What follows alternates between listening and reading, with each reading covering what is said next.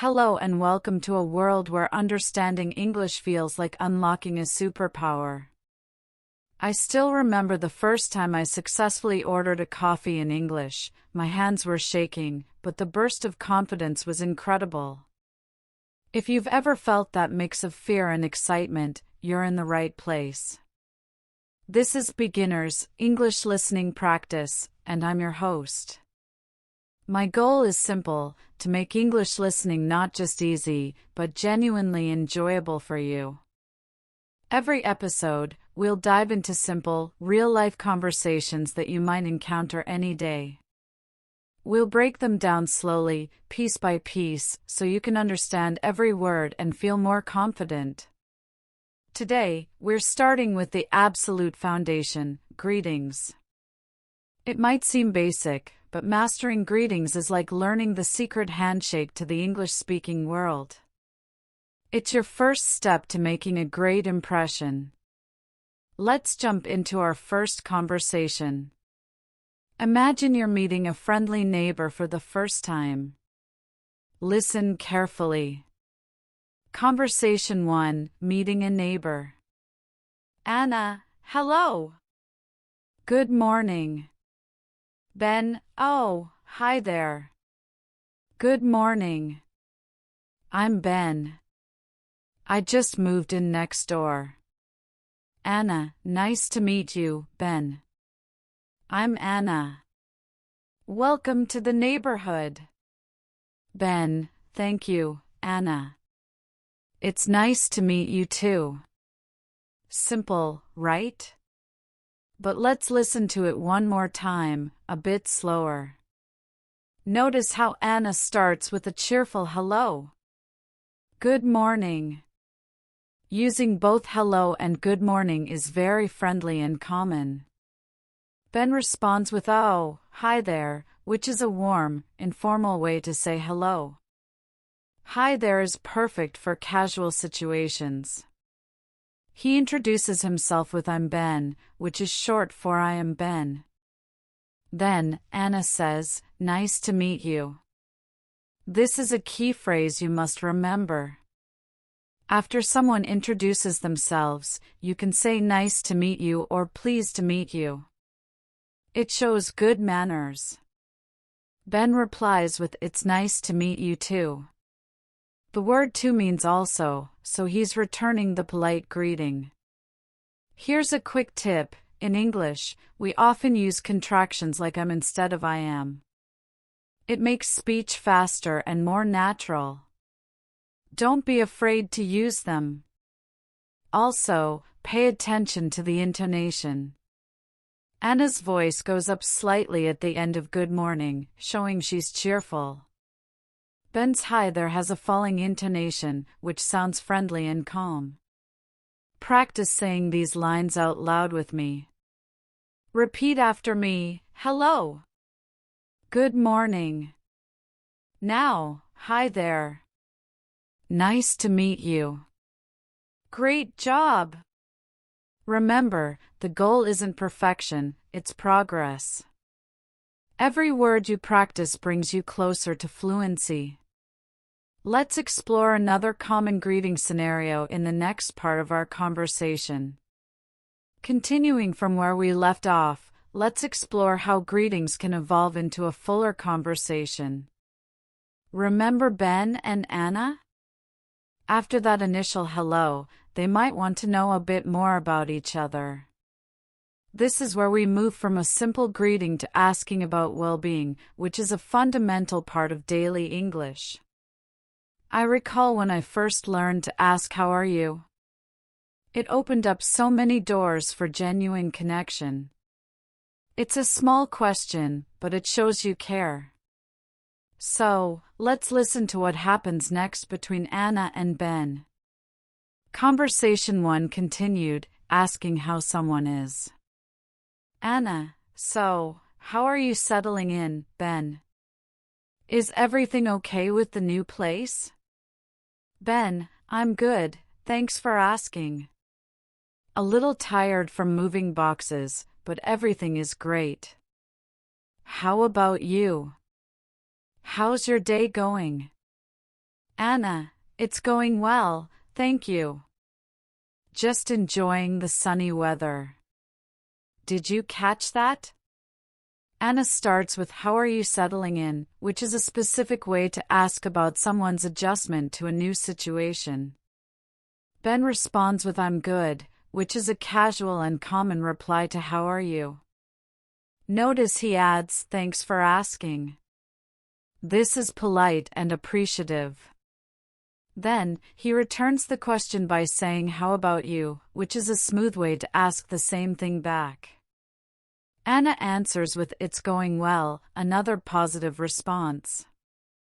This exchange is classic small talk, and it's gold for building rapport. Now, let's break down the key phrases. How are you has many variations. In formal settings, you might say how do you do, but that's less common now. Informally, it's often how's it going or what's up. For beginners, sticking with how are you is perfect. When responding, you can say I'm fine, I'm well, or I'm good. Good is informal but widely accepted. Remember to often return the question by saying and you, or how about you, to keep the conversation flowing. Intonation matters here too. When Anna says how are you settling in, her voice rises slightly, showing curiosity and friendliness. Here's a pro tip. In English conversations, we frequently use filler words like so or well to start sentences naturally. Anna used so at the beginning, which makes the transition smooth. Don't worry about using them perfectly, they come with practice. Now, let's practice together. Repeat after me, how are you? Now, I'm good, thanks. How about you? Excellent. You're doing great. This back and forth is the heartbeat of casual English, and mastering it will make you feel more at ease in any chat. Ready for another example? Let's imagine a different scenario to solidify your skills. Now that we're getting comfortable with greetings, let's step into a scenario you'll encounter all the time, ordering a drink. I'll never forget my first solo attempt at a coffee shop. I was so nervous I almost ordered a cup of hot water instead of coffee. But you know what? The barista was kind, and it became a fun memory. These small interactions are where your confidence truly grows. In this part, we'll practice a simple but essential conversation at a café. Listen closely, and you'll see how a few key phrases can make you feel right at home. Conversation 2, ordering at a café. Customer, hi, good afternoon. I'd like a coffee, please. Barista, good afternoon. Sure, what kind of coffee would you like? Customer, just a small black coffee, please. Barista, okay, one small black coffee. Anything else for you today? Customer, no, that's all. Thank you. Barista, great. That will be $3. Let's break this down. The customer starts with a polite, hi, good afternoon. Using a time-specific greeting like good afternoon is always a nice touch. Then, she says, I'd like a coffee, please. I'd like is a shortened form of I would like, which is much more polite and common than saying I want. Always remember to add please, it's a small word that makes a big difference. The barista responds with sure, which is a casual way to say yes or of course. Then, he asks for specifics, what kind of coffee would you like? This is an open-ended question, inviting more details. The customer clarifies with just a small black coffee. The word just here means only, and it's used to keep the order simple. Notice how she says please again at the end of her sentence, it's a habit you'll want to develop. The barista confirms the order by repeating it, okay, 1 small black coffee. This is a great listening check for you. If you hear the barista repeat your order, you know they understood. Then, he upsells with anything else for you today? This is a standard question in retail. The customer declines politely with no, that's all. Thank you. Finally, the barista states the price. Here's a key tip. In English, we often use would like instead of want because it sounds more courteous. Practice saying I'd like until it feels natural. Also, pay attention to the rhythm of the conversation. There's a polite pause after each statement. Now, let's practice the pronunciation. Repeat after me, I'd like a coffee, please. Now, what kind of coffee would you like? Excellent. You're not just learning words, you're learning the music of English conversation. Ready to add a little more complexity? Let's imagine the customer decides to add something to the order in our next part. Sometimes, the bravest thing we can do is add a simple "and" to our order. I remember once, after months of ordering just a black coffee, I finally gathered the courage to say, "and a blueberry muffin, please." The joy I felt was ridiculous but real. It's in these small expansions that our fluency grows. So, let's continue with our café scene. Imagine our customer, feeling a bit more confident, decides to add a little treat to her order. This introduces new vocabulary and a very common sentence structure. Listen to how the conversation flows now. Conversation 2 continued, adding to the order. Barista, okay, 1 small black coffee. Anything else for you today? Customer, actually, yes. Can I also get a chocolate croissant? Barista, of course. We have those right here. So, 1 small black coffee and 1 chocolate croissant. Customer, perfect, thank you. Barista, no problem. Your total is now $5.50. Customer, here you go. Barista, thanks. Here is your change. Your order will be ready at the end of the counter. Customer, great, thanks so much. Did you notice how natural that was? The key moment is when the customer says, actually, yes. This is a fantastic phrase for changing your mind or adding something. Actually is a very useful word in English. It softly corrects or adds information. Instead of just saying yes, she makes it polite. Then she asks, can I also get a? This is a super common and polite way to request an additional item. Can I get? Is perfectly acceptable in casual settings. The barista confirms the entire order by repeating it, which is a great listening exercise for you. The customer agrees with perfect, which is a positive and satisfied response. Let's focus on the phrase, can I also get? The word also means to or in addition, and it's placed before the verb get. This structure is essential for everyday requests. Another point, the customer says here you go when handing over the money.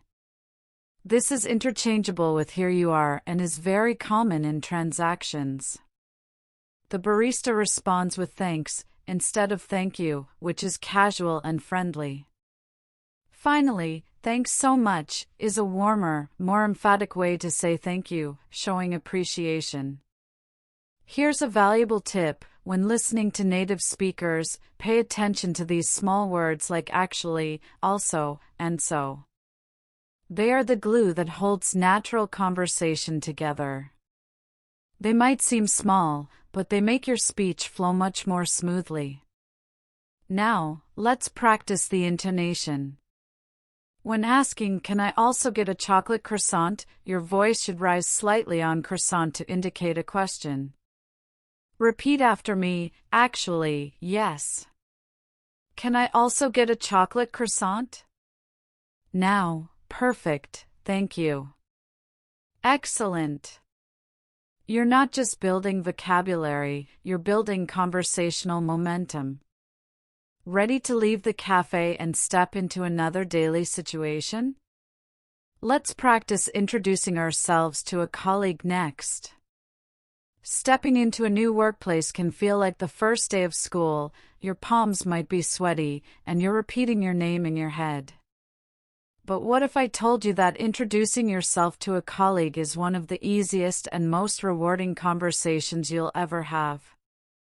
I still remember my first day at an English-speaking office. I practiced my introduction 100 times, and when I finally said, "Hi, I'm the new marketing assistant," the smile I got in return melted all my nerves. Today, we're moving from casual cafes to the office environment, where a clear introduction can open doors to friendship and professional connections. Let's dive into a typical meeting between colleagues. Conversation 3, Meeting a Colleague. David, good morning. You must be Sarah. I'm David, from the accounting department. Sarah, yes, that's right. Good morning, David. It's so nice to meet you. I'm the new project manager. David, welcome to the team, Sarah. We're very happy to have you. How was your first week? Sarah, thank you. It's been a bit overwhelming, but everyone has been so helpful. David, that's great to hear. If you need anything, just let me know. Sarah, I really appreciate that, thank you. Notice how David starts with a warm good morning, and then uses a guessing phrase, "You must be Sarah." This is a friendly and common way to approach someone you haven't met yet, showing you were expecting them. He immediately introduces himself with, "I'm David, from the accounting department." Including your department helps establish your role. Sarah confirms with, "Yes, that's right," which is a natural way to agree. She then says, "It's so nice to meet you," adding "so" for emphasis, which makes it sound warmer and more genuine. Her introduction, "I'm the new project manager," is clear and concise. David's response, "Welcome to the team," is essential for making someone feel included. He then asks about her first week, showing interest. Sarah's reply is honest but positive. "It's been a bit overwhelming, but everyone has been so helpful." Using "but" to contrast a slight negative with a positive is a great communication strategy. It keeps the conversation upbeat. David offers help with, "If you need anything, just let me know." This is a kind and professional offer. Sarah expresses gratitude with, "I really appreciate that," which is stronger than a simple thank you. Here's a key tip. In workplace introductions, it's common to use slightly more formal language than with friends. Phrases like "It's a pleasure to meet you" or "Welcome to the team" are perfect. Pay attention to the use of titles. If you know someone has a title like Dr. or Mr., use it initially until invited to use first names. Also, practice the rhythm of this exchange. It's polite and paced. Now, let's practice pronunciation. Repeat after me, "You must be Sarah." I'm David, from the accounting department. Now, "It's so nice to meet you." I'm the new project manager. Fantastic! You're building blocks for professional relationships. Ready to make this conversation even richer? Let's add a follow-up question about hobbies to find common ground. Finding common ground with a colleague can turn a simple work relationship into a real friendship. I'll always remember how a casual chat about hiking with a coworker led to weekend adventures and a lasting bond. It started with a simple question after introductions: "So, what do you like to do in your free time?" This question is a golden key to deeper connections. Let's continue with David and Sarah. Now that the formal introductions are over, David decides to ask a follow-up question to make Sarah feel even more welcome. This shifts the conversation from professional to personal in a gentle, appropriate way. Listen to how they naturally find a shared interest. Conversation 3 continued, talking about hobbies. David: "So, Sarah, now that the formalities are over, what do you enjoy doing when you're not managing projects?" Sarah: "Oh, that's a nice question. I really love reading, especially mystery novels. And I try to go for a run every morning." How about you, David? David: "No way. I'm a huge mystery fan too. Agatha Christie is my favorite." And running? I prefer cycling, but it's great to meet another fitness enthusiast. Sarah: "That's amazing. We should exchange book recommendations sometime." David: "I'd love that. There's a great coffee shop near here. We could grab a cup and talk books next week." Sarah: "That sounds perfect." This exchange is a beautiful example of how to build rapport. David starts with "so," which smoothly transitions the topic.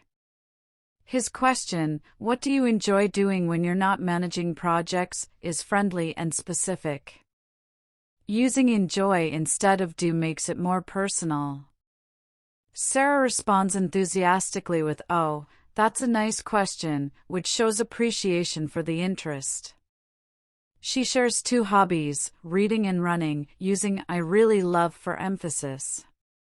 Then, she returns the question with "How about you?" which keeps the conversation balanced.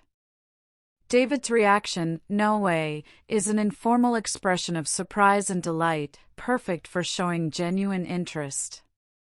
He connects immediately by saying, "I'm a huge mystery fan too." The word huge here means big or enthusiastic, and too means also. This instant commonality is a conversation booster. He also acknowledges their differences politely. "I prefer cycling, but it's great to meet another fitness enthusiast." Using "but" to highlight the positive aspect is key. Sarah then suggests a future activity: "We should exchange book recommendations sometime." This is a soft, low-pressure invitation. David accepts and proposes a specific plan, which is a great way to move from chat to action. Here's a crucial tip: when asking about hobbies, use open-ended questions like "What do you enjoy?" rather than closed ones like "Do you have hobbies?" This encourages a fuller response. Also, notice the vocabulary. Enthusiast is a stronger word for fan and sounds more mature. In terms of pronunciation, practice the intonation of excitement. When David says "no way," his voice rises sharply, conveying surprise. Repeat after me: "What do you enjoy doing in your free time?" Now, "I really love reading mystery novels." Excellent! You're learning not just words, but the art of connection. Ready to practice another essential daily conversation? Let's head to the supermarket to learn how to ask for help finding items. Navigating a large supermarket in a new country can feel like exploring a maze where all the signs are in a secret code. I'll never forget the time I spent 20 minutes wandering the aisles looking for baking soda, only to finally ask for help and discover it was called bicarbonate of soda there.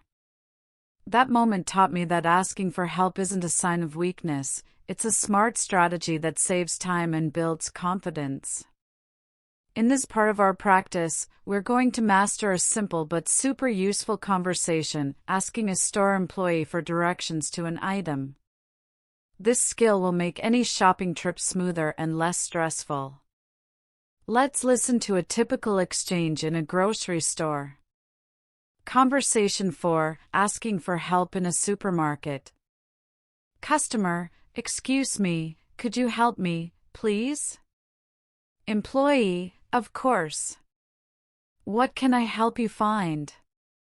Customer, I'm looking for peanut butter. I can't seem to find it. Employee, sure, no problem. The peanut butter is in aisle 7 with the bread and jams.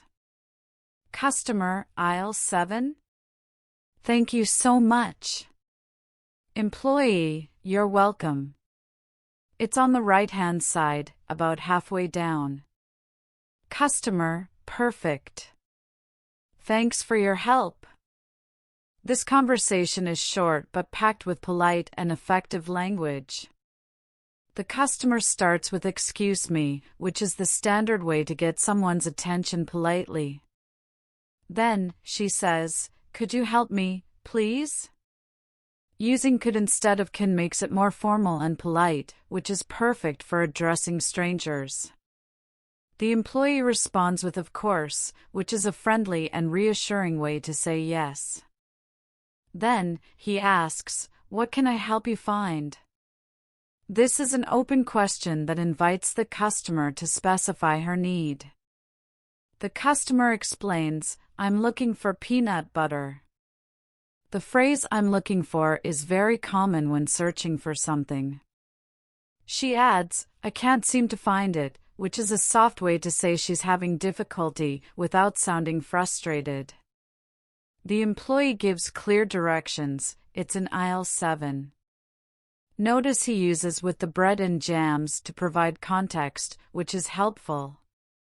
The customer confirms with aisle 7, which is a way to double-check the information. Her gratitude is expressed with "thank you so much," emphasizing appreciation. The employee adds more detail, on the right-hand side, about halfway down, which shows helpfulness.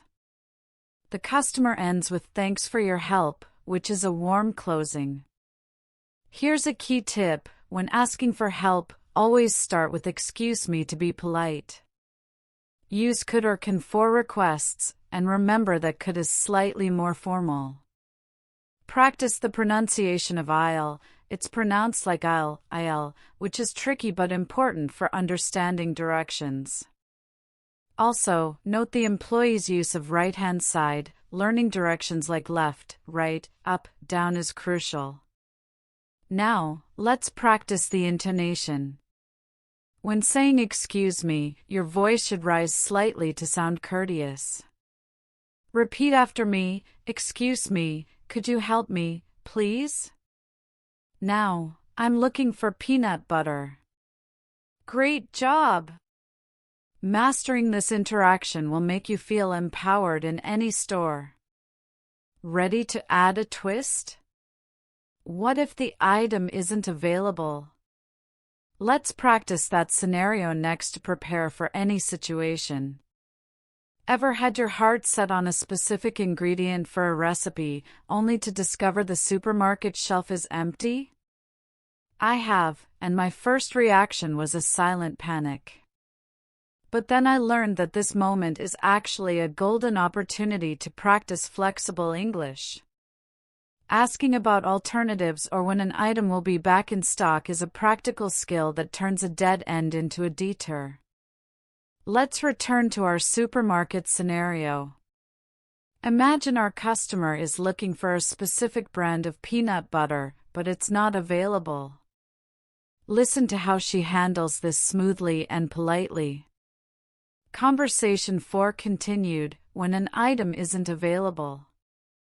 Customer, excuse me, I'm looking for Crunchy Delight peanut butter. Is it in this aisle? Employee, let me check for you. It looks like we're out of stock of that brand at the moment. Customer, oh, I see. Do you know when you might get more? Employee, I'm not sure, but our next delivery is on Tuesday. Would you like me to check if we have any other crunchy peanut butter? Customer, yes, please, that would be helpful. Employee, we have a different brand called Nature's Crunch right here. It's very similar. Customer, okay, I'll try that one. Thank you for your assistance. Employee, my pleasure. Have a great day. This conversation demonstrates how to navigate a common setback with grace. The customer starts by being specific. I'm looking for Crunchy Delight peanut butter. This clarity helps the employee assist her better. The employee's response, we're out of stock of that brand at the moment, uses key phrases.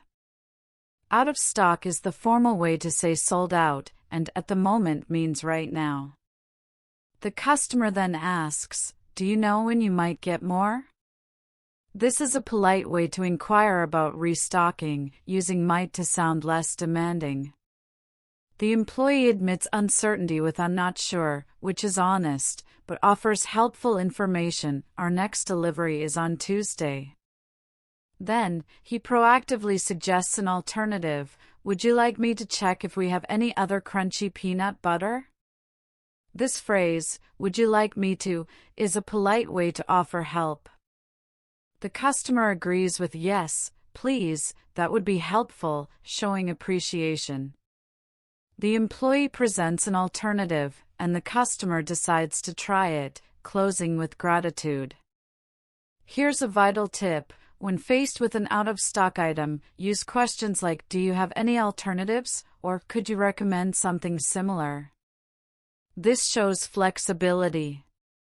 Also, note the vocabulary, out of stock, delivery, similar.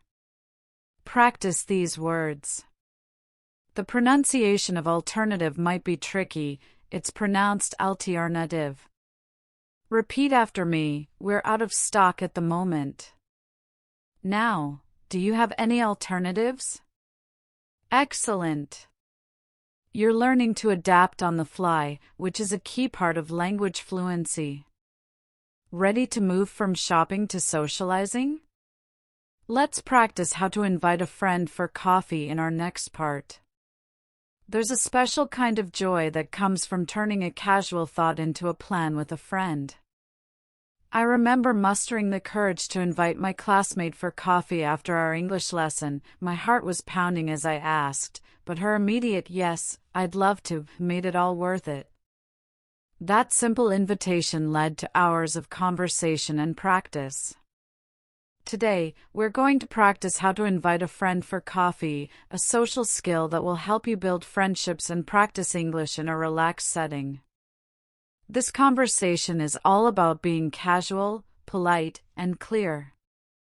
Let's listen to how two friends, Maria and Tom, arranged to meet up. Conversation 5. Inviting a friend for coffee. Maria, hey, Tom. How's it going? Tom, hi, Maria. I'm doing well, thanks. Just busy with work. How about you? Maria, pretty good.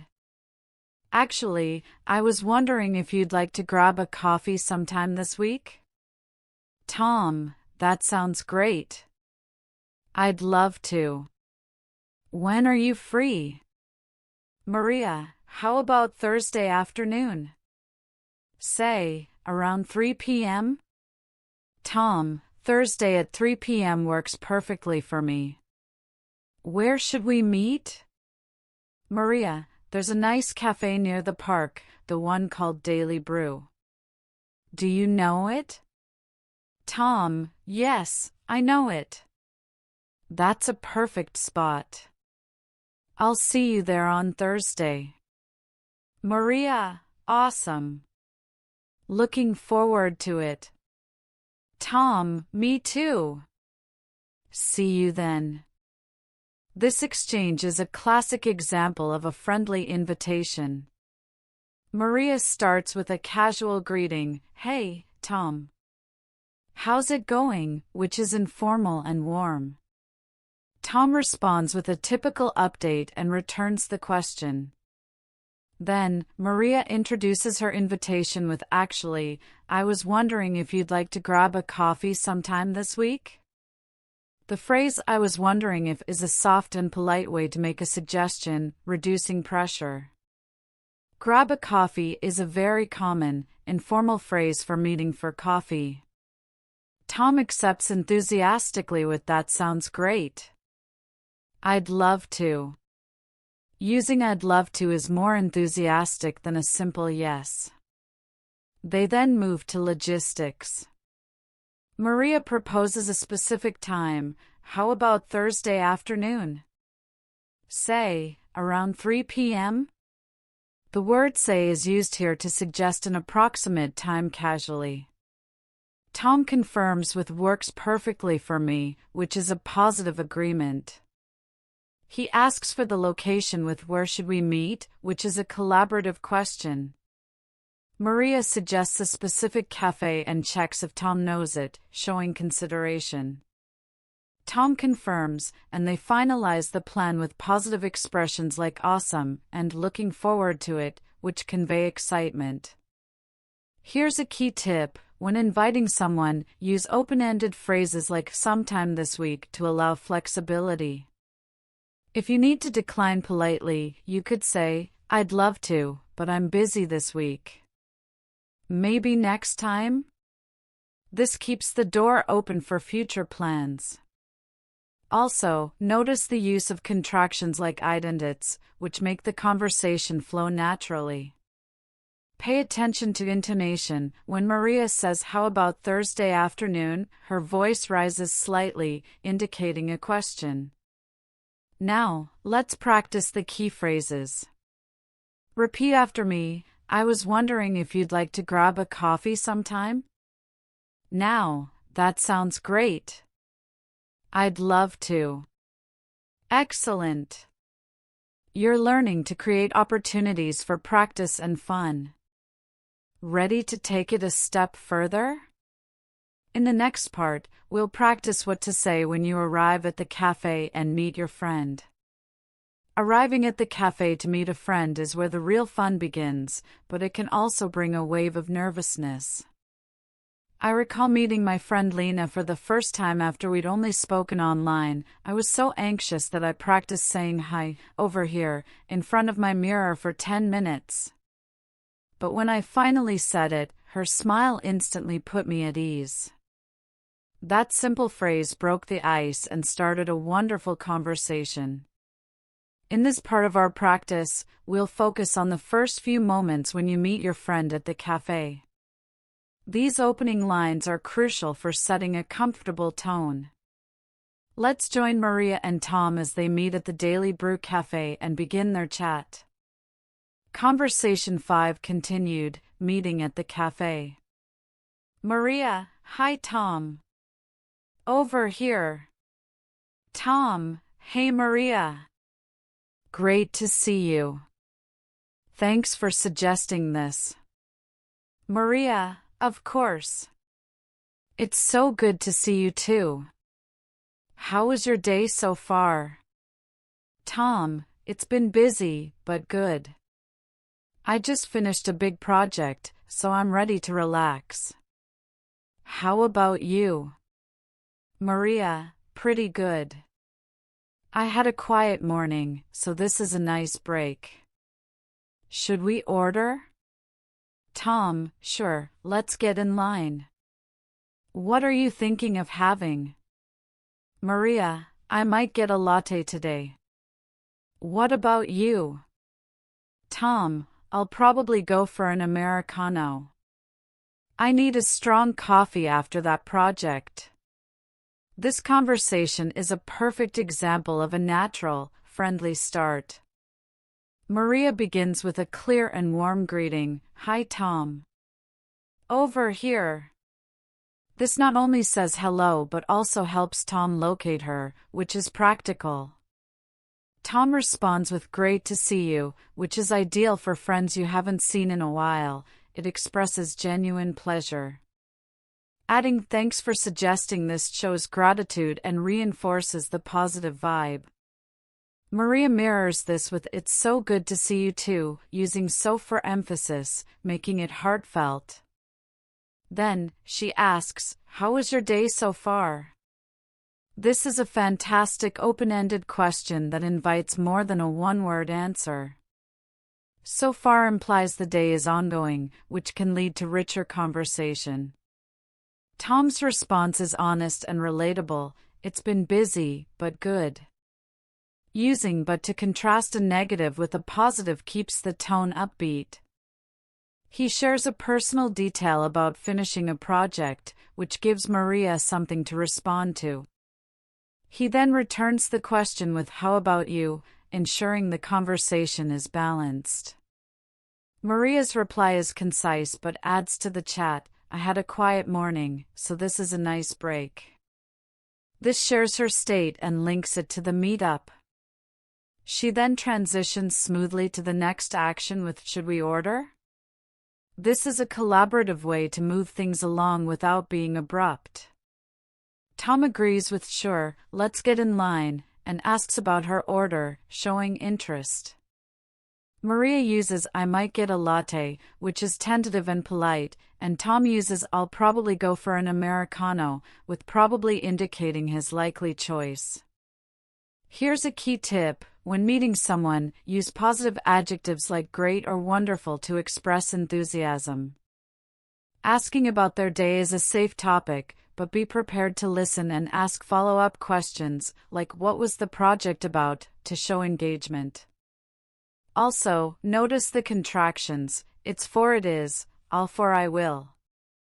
These make your speech flow naturally. Practice the intonation. When saying "Great to see you," your voice should be warm and slightly excited. Repeat after me. "Hi, name. Over here. Now, great to see you. How was your day?" Excellent. You're building the skills to start any social interaction confidently. Ready to practice ordering together and diving into a deeper conversation? Let's continue with Maria and Tom as they place their order and chat about their interests. There's a moment after you've ordered your coffee where the real magic happens, that quiet lull while you wait for your drinks, followed by the first sip that seems to unlock easier conversation. I always found that starting the chat after ordering was the hardest part, until I learned a simple trick: ask about a recent experience or a future plan. It's like pressing the play button on a great story. Let's rejoin Maria and Tom. They've just decided what to order and are now at the counter. Listen to how they place their order together, and then how they naturally transition into a more personal discussion once they have their coffees in hand. Conversation 5 continued, ordering and chatting. Barista: "Hi, what can I get for you two today?" Maria: "I'll have a medium latte, please." Tom: "And for me, a large Americano, please." Barista: "Okay, one medium latte and one large Americano." Anything to eat? Maria: "Not for me, thanks." Tom: "I'm good, thank you." Barista: "Great, that'll be $8.50. Tom: "I've got this. Here you go." Maria: "Oh, thank you, Tom. That's very kind." Tom: "My pleasure."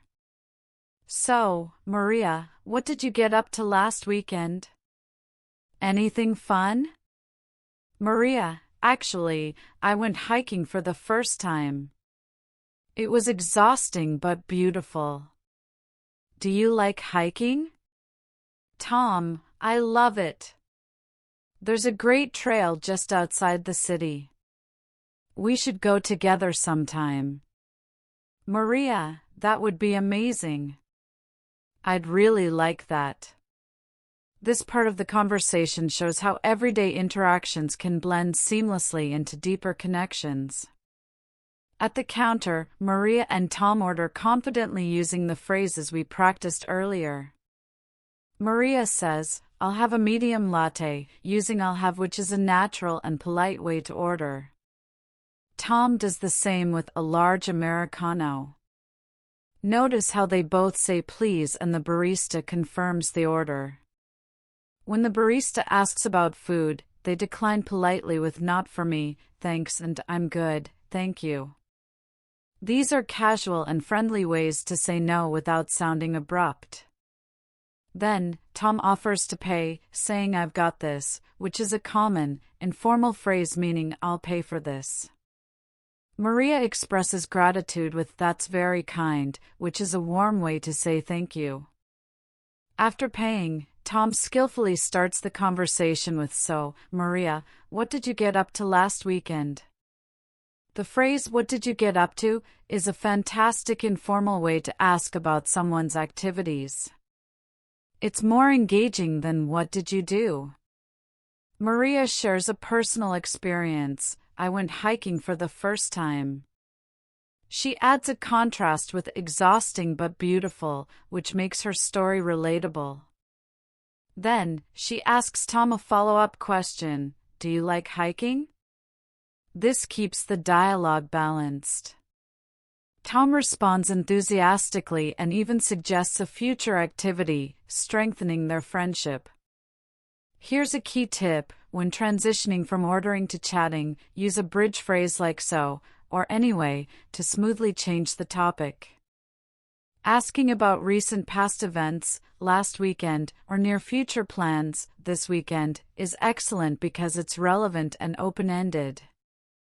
Also, note the vocabulary: hiking, trail, exhausting. Practice these words. The pronunciation of latte is important. It's LATE, not late. Repeat after me: "I'll have a medium latte, please." Now, what did you get up to last weekend? Excellent! You're learning to navigate social situations with ease. Ready to explore how to discuss future plans in more detail? That's coming up next. Have you ever felt that thrill of making plans with someone, where just the idea of a future event brings a smile to your face? I certainly have. I recall planning a weekend beach trip with my friend Julia. We were so excited that we started listing all the things we were going to do: swim, eat ice cream, watch the sunset. In that moment, I wasn't just practicing English, I was living it, and the future tense flowed naturally because I was genuinely engaged. That's what I want for you today. Let's dive into how to discuss future plans with confidence. This skill will help you turn simple ideas into exciting realities with your friends. To illustrate, let's listen in as Maria and Tom, from our previous conversation, now sitting with their coffees, start to flesh out their hiking plan for the coming weekend. Conversation 6: Discussing future plans.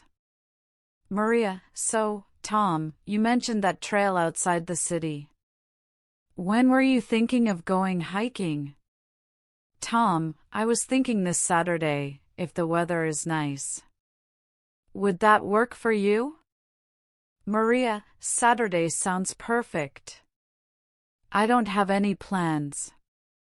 What time should we meet?" Tom: "How about we meet at the train station at 9 a.m.? The train leaves at 9:15, and it's about an hour to the trailhead." Maria: 9 a.m. at the station works for Maine. Should we bring anything specific? Tom: "Good point. We should probably bring water, some snacks, and wear comfortable shoes. I can bring a map." Maria: "That's a great idea. I'll pack some sandwiches and fruit. I'm really looking forward to it." Tom: "Me too. It's going to be a lot of fun. I'll send you a text on Friday to confirm everything." Maria, okay, great. Thanks, Tom. This conversation is a perfect example of how to turn a vague idea into a concrete plan. Maria starts by referring back to Tom's suggestion, you mentioned that trail, which shows she was listening and is interested. She then asks a specific question, when were you thinking of going? Using were you thinking is polite because it's phrased as a question about his thoughts, not a demand. Tom responds with a tentative plan, I was thinking this Saturday, if the weather is nice. The phrase I was thinking is soft and open to discussion, and adding if the weather is nice shows he's considering conditions. He then checks her availability with would that work for you, which is a collaborative way to ask. Maria agrees enthusiastically with Saturday sounds perfect and confirms her availability. Then, she asks for more details. What time should we meet? This moves the planning forward. Tom proposes a time and place, including practical details like the train schedule, which helps Maria visualize the plan. Maria agrees and thinks ahead by asking, should we bring anything specific? This demonstrates responsibility and engagement. Tom lists items, using probably to suggest rather than command, and offers to bring a map, showing initiative. Maria volunteers to bring food, and both express excitement with I'm really looking forward to it, and it's going to be a lot of fun. Finally, Tom mentions following up with a text, which adds reliability to the plan. Here's a key tip. When discussing future plans, use phrases like I was thinking, how about, or what time should we to keep the conversation flexible and polite. Notice the use of going to for intentions, e.g., it's going to be fun, and will for voluntary actions, e.g., I'll pack. Also, asking follow-up questions shows you're invested. Practice the intonation. When saying Saturday sounds perfect, let your voice rise with excitement to convey genuine happiness. Now, let's practice some key phrases. Repeat after me, when were you thinking of going? Now, that works for me. What time should we meet? Excellent. You're learning to build plans step by step, which is essential for social fluency. But what happens when plans change? That's a common reality we'll tackle next, so you're prepared for anything. Life has a funny way of throwing curveballs, and sometimes, even the best-laid plans need to change. I remember once, I was all set to go to a concert with a friend when I came down with a terrible cold. I had to call her and cancel, and I was so nervous about explaining it in English. But you know what? It turned out to be a great practice session for handling unexpected situations gracefully. Learning how to change or cancel plans politely is just as important as making them. It shows respect for the other person's time and keeps the friendship strong. Today, we're going to practice exactly that. Imagine that Saturday morning arrives, but the weather is terrible, rainy and windy. Tom needs to call Maria to reschedule their hiking trip. Let's listen to how they handle this conversation with understanding and flexibility. Conversation 7, Changing Plans. Tom, hi Maria, it's Tom. I'm just calling about our hike today. Maria, oh, hi Tom. I was just about to get ready. Is everything okay? Tom, well, that's the thing. I'm looking outside, and it's really pouring rain. I'm not sure hiking is a good idea today. Maria, oh, no. You're right, I just checked the weather app. It says thunderstorms all afternoon. That's a shame. Tom, I know, I'm really disappointed. But safety first, right? How would you feel about postponing it to next weekend? Maria, that's a good idea. Next weekend should work for me. Let's hope for better weather. Tom, definitely. So, should we tentatively plan for Saturday again, same time? Maria, yes, let's do that. I'll keep my schedule clear. Tom, great. And sorry for the late notice. I really was looking forward to it. Maria, don't worry about it at all, Tom. These things happen.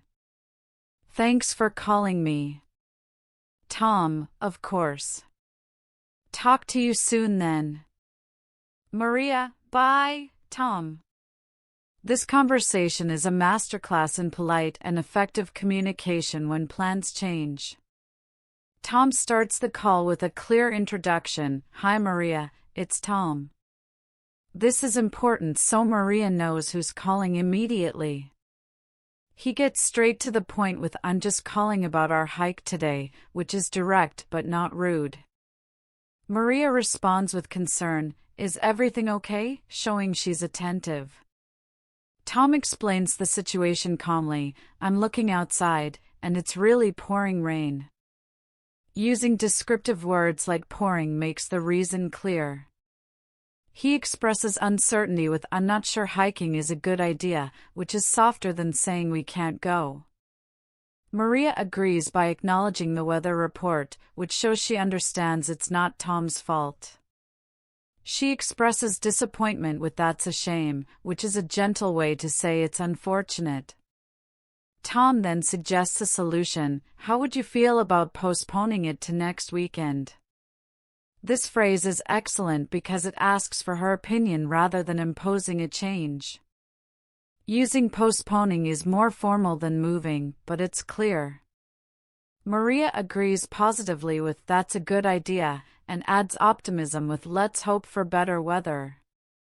Tom confirms the new plan with tentatively, which means it's not fixed but planned, allowing for flexibility. He also apologizes with sorry for the late notice, showing consideration for her time. Maria reassures him with don't worry about it at all, which is very friendly and understanding. Here's a key tip, when changing plans, always start by stating the reason clearly but briefly. Use phrases like I'm afraid I need to reschedule or unfortunately, something has come up. Suggest an alternative immediately to show you're still committed. Apologize sincerely but don't overdo it, a simple I'm sorry for the inconvenience is enough. Notice the vocabulary, pouring rain, postponing, tentatively. Practice these words. For pronunciation, when saying I'm really disappointed, emphasize really to convey genuine feeling. Repeat after me, how would you feel about postponing it? Now, don't worry about it at all. Excellent. You're learning to navigate life's surprises with confidence. Ready to move on? Next time, we'll practice how to talk about your hobbies and interests in more detail, which is perfect for keeping conversations going after you've made plans.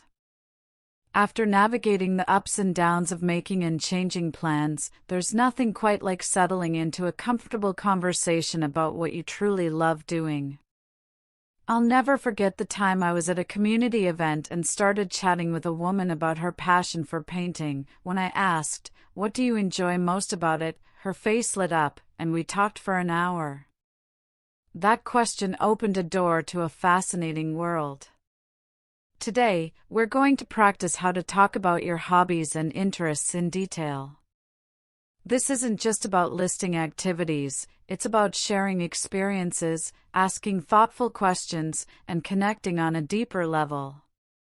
Whether you're at a social gathering or on a coffee break with a colleague, these skills will help you turn small talk into meaningful dialogue. Let's listen to a conversation between two coworkers, Lisa and Mark, who are taking a break in the office kitchen. Conversation 8. Talking about hobbies in detail. Lisa, hi Mark.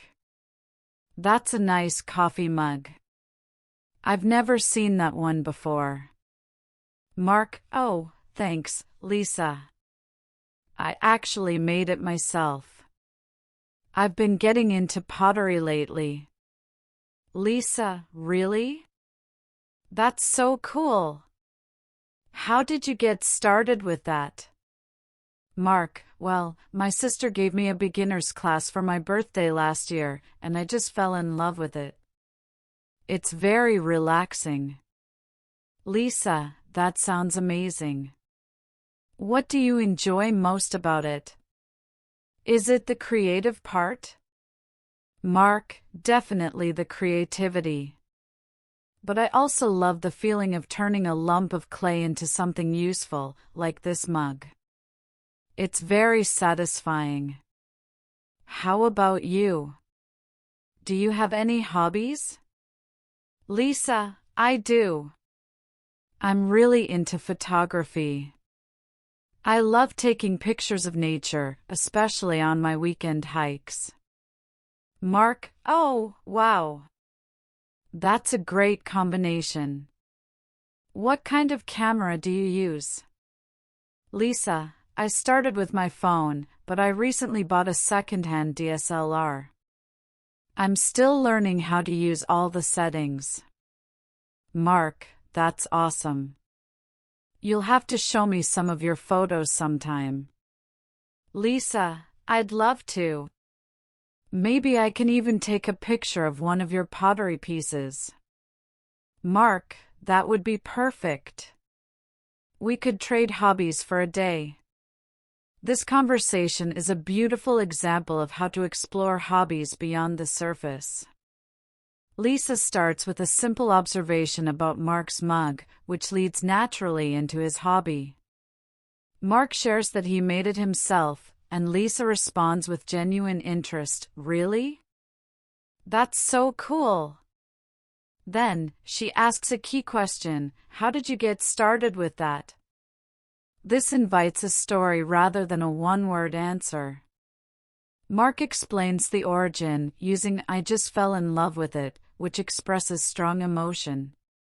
Lisa follows up with another open-ended question, "What do you enjoy most about it?" This encourages Mark to reflect and share more details. He gives a thoughtful response, highlighting the satisfaction of creation. Then, Mark returns the question, showing reciprocity. Lisa shares her hobby, photography, and adds context with "especially on my weekend hikes," which connects back to previous topics. Mark asks a specific question, "What kind of camera do you use?" This shows he's engaged and curious. Lisa's answer is honest and modest, mentioning she's still learning, which makes her relatable. The conversation ends with a positive exchange of ideas for future collaboration, strengthening their connection. Here's a key tip: when discussing hobbies, use open-ended questions like "How did you get into that?" or "What's the most challenging part?" to encourage detailed answers. Avoid yes/no questions. Also, use enthusiastic language like "That's amazing" or "I'd love to try that" to show interest. Notice the vocabulary: pottery, photography, DSLR. Practice these words. For pronunciation, pottery is pronounced pottery, with stress on the first syllable. Repeat after me, "How did you get started with that?" Now, what do you enjoy most about it? Excellent! You're learning to dig deeper and build richer conversations. Next time, we'll practice describing your daily routine, which is perfect for talking about your life in a structured way. Describing your daily routine might sound simple, but it's one of the most powerful tools you have for sharing your life with others. I remember when I first moved to an English-speaking country, I was amazed at how often people asked me, "So, what does your typical day look like?" At first, I would just say, "I work and I sleep," but then I learned that adding a few details, like my morning walk or my evening reading time, made the conversation come alive. It helped people understand me better and even find common ground. Today, we're going to practice how to describe your daily routine in a clear and engaging way. This is perfect for conversations with coworkers, friends, or even when you're introducing yourself in a class. Let's listen to a conversation between two classmates, Chloe and Jake, who are getting to know each other before their English lesson begins. Conversation 9, Describing Daily Routines. Chloe, good morning, Jake. You're here early today. Jake, hi Chloe. Yeah, I usually wake up at 6 a.m. during the week. I like to have a slow morning. Chloe, 6 a.m.? That's impressive. What do you do after you wake up? Jake, well, first, I always drink a big glass of water. Then, I go for a short run around the park. After that, I take a shower and have breakfast. What about you? Are you a morning person? Chloe, not really. I usually wake up at 7:30 a.m. I check my phone for a few minutes, then I get dressed quickly. I just have a coffee and a piece of toast before I leave the house. I'm always in a rush. Jake, I understand that. So, what do you do after class? Do you have a job? Chloe, yes, I work part-time at a bookstore in the afternoon. I finish around 6 p.m. Then, I go home, cook dinner, and watch some TV. My evenings are pretty quiet. Jake, that sounds nice. I usually study after class, and then I meet friends for dinner sometimes. I try to be in bed by 10 p.m. to get enough sleep. Chloe, that's a good habit. I should try to go to bed earlier too. This conversation is a great example of how to share your daily activities in a structured way.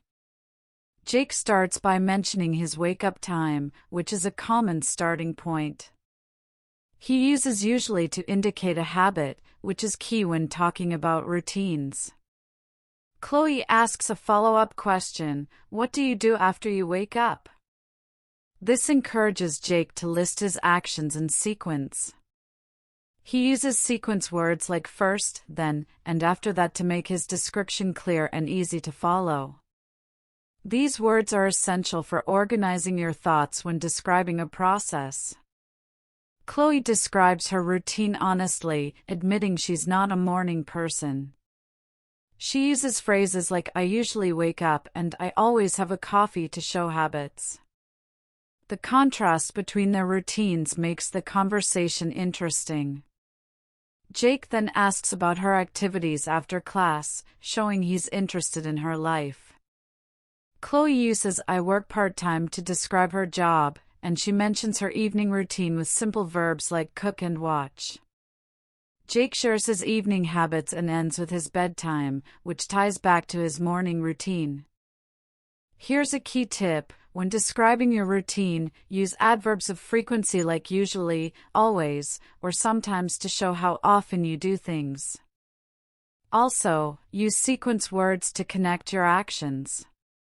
Practice using the present simple tense, as it's the standard tense for habits and routines. For example, I wake up, I go, I have. Notice the vocabulary, wake up, get dressed, in a rush. These are common phrases. For pronunciation, pay attention to the stress in phrases like morning person, the stress is on morning. Repeat after me, I usually wake up at 6 a.m. Now, after that, I take a shower. Excellent! You're learning to structure your daily stories in English. And just like that, we've reached the end of our very first practice session together. I can hardly believe how much ground we've covered. From that very first nervous hello to a neighbor, to confidently describing our daily lives, you've taken incredible steps today. I want you to pause for a moment and think back. Remember how at the beginning, I shared my story of ordering a coffee with shaking hands? Now, you have the phrases to not only order that coffee but to invite a friend to join you, talk about your hobbies, and even reschedule if it rains. That's phenomenal progress. Every single word you've practiced is a building block, and together, they are forming a strong foundation for your English fluency. Today, we practice the music of everyday English. We learned that a simple "I'd like" is more than a phrase, it's a key to polite requests. We discovered that "how about you" is a magical tool that keeps conversations flowing.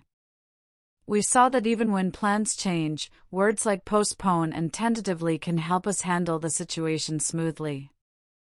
Most importantly, I hope you felt the joy of connecting with others through language, whether it was welcoming a new colleague or sharing a passion for pottery. This isn't just about grammar, it's about communication, friendship, and opening new doors in your life. But this, my friend, is only the beginning. Your journey to confidence in English continues. In our next episode, we'll dive into another set of essential daily life conversations.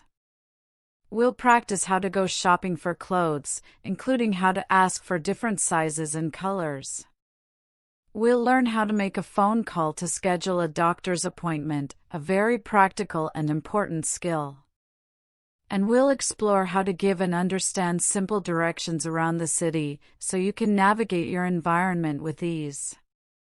Each conversation will be broken down just like today, giving you the listening practice and the confidence to use these phrases in your own life. Thank you so much for spending this time with me. I am truly honored to be a part of your English learning journey. If you enjoyed this practice, please make sure to subscribe so you don't miss the next episode. Remember, consistency is the secret to success. Try to practice a little every day, even if it's just repeating one conversation out loud. You are capable of amazing things. Keep practicing, keep speaking, and I'll be right here with you every step of the way. I can't wait to continue this journey with you next time. Until then, take care and keep shining.